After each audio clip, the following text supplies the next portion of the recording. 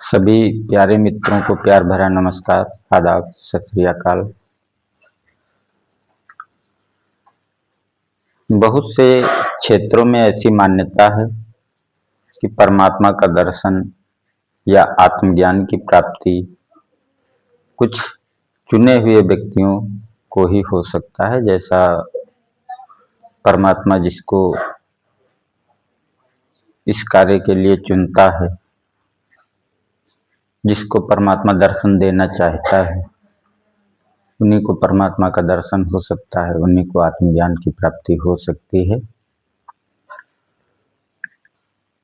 हालांकि उनकी ये मान्यता पूर्णतया ठीक है। परमात्मा का दर्शन या आत्मज्ञान की प्राप्ति वास्तव में कुछ चुने हुए लोगों को ही होना संभव है, परंतु इस मान्यता के आधार पर वो ऐसा अनुमान कर लेते हैं कि उनका इस मार्ग पे चलना व्यर्थ है, क्योंकि उनको आत्मज्ञान की प्राप्ति नहीं हो सकती, उनको परमात्मा का दर्शन नहीं हो सकता। परंतु इसमें विचारणीय प्रश्न ये है कि आपने कैसे जाना कि आप उन चुने हुए व्यक्तियों में से नहीं हैं। हो सकता है आप भी उन्हीं चुने हुए व्यक्तियों में से हों, और दूसरी चीज, क्या आपने विचार किया कि ये व्यक्ति चुने किस आधार पर जाते हैं। ऐसा नहीं है कि बगैर किसी आधार के परमात्मा बस ऐसे ही किसी को चुन लेता है। असल में ये आपको समझाने का तरीका है। वास्तव में चेतना का विकास एक ही जन्म में नहीं होता।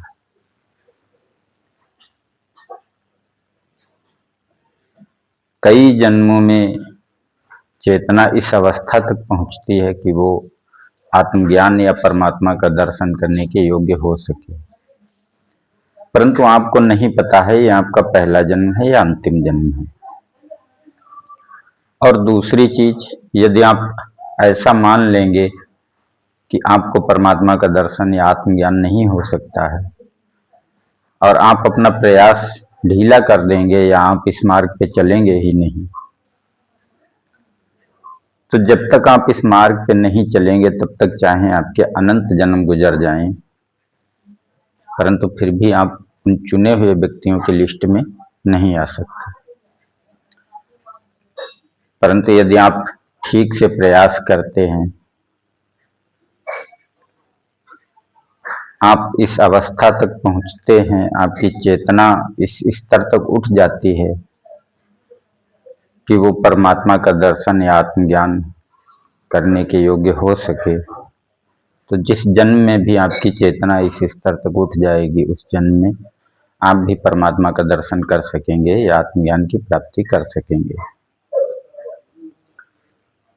तो इसलिए आप का चाहे ये पहला जन्म हो या अंतिम जन्म हो या मध्य का जन्म हो, परंतु आपको इस दिशा में प्रयास अवश्य करना चाहिए। आपकी चेतना जिस स्तर की है, आप उस स्तर का साधन करें, चाहे हठ योग करें, प्राणायाम करें, नाम जपें, ध्यान करें, और यदि आपका सीधे ध्यान लग रहा है तो आप ध्यान से ही शुरुआत कर सकते हैं। परंतु बगैर इस मार्ग पे चले आप कभी भी अंतिम मंजिल तक नहीं पहुंचेंगे।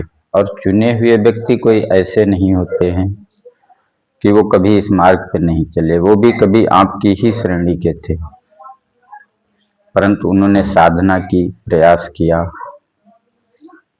उन्होंने भी हठ योग, प्राणायाम या ध्यान किसी न किसी जन्म में किया है, तभी वो आज यहाँ तक पहुंचे। तभी आप समझ रहे हैं कि वो चुने हुए व्यक्ति हैं, उनको दर्शन हुआ या आत्मज्ञान की प्राप्ति हुई। और आप भी यदि इस मार्ग पे चलेंगे तो किसी न किसी जन्म में आप भी चुने हुए व्यक्तियों में से होंगे। आपका पहला कदम आपके द्वारा आधा सफर तय करने की पहचान है। जब तक आप इस मार्ग पे चलने का दृढ़ संकल्प नहीं करेंगे, आप इस भावना से ग्रसित रहेंगे कि आप इस मार्ग के लिए नहीं हैं, तब तक मंजिल पर पहुंचने की कोई संभावना नहीं होगी। और यह भी संभव है ये आपका अंतिम जन्म हो, आपको तो कुछ नहीं पता है।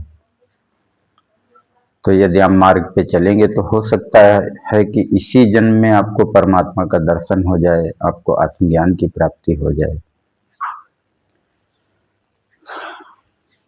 इसीलिए आप जो भी कार्य करते हैं, जो भी आपका कर्तव्य है, आप अपने सांसारिक कार्यों की पूर्ति करते रहिए और इस मार्ग का भी अनुसरण कीजिए।